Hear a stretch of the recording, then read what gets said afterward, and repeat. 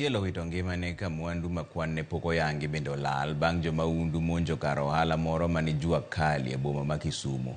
Kaluwore gi joneno, jo maundu go nomonjo kar ohala no e seche mag otieno ma piny orugo kawuono kendo ginego chuk dar. Bang'e to ne gituro duka ma gikwalo mwandu. Johala go koro odak gi luoro kaluwore kod monj ma kinde ka kinde e alwora ma Jua Kali. Gikwayo obila mondo kasre gi nonro kendo gichiw arita e yo makare.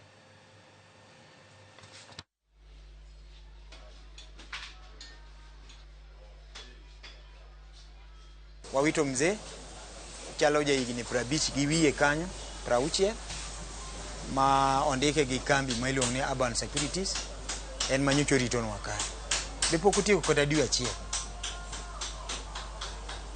makata misache pok cham.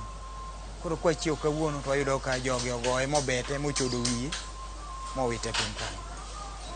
Koro wasetemo kaka wan johala, kaka johala personally aketo askari but jonjore waheogi. Wakwayo ni sirikal man gi gik manyalo rito go alwora mondo odonjie. Ka koro sane inego soja minego ni be onge gimoro.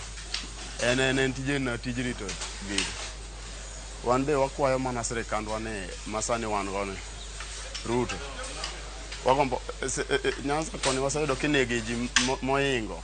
Kuna previous footage yao yenye tumeshare na polisi. Maybe hiyo itasaidia kuwatafuta. But apart from hiyo pia Jua Kali as a whole of late, maybe kwa sababu ya vijana wana kazi, kumekuwa na wizi mingi sana. Na tunajaribu pia kuambia serikali wa intensify patrol ya sana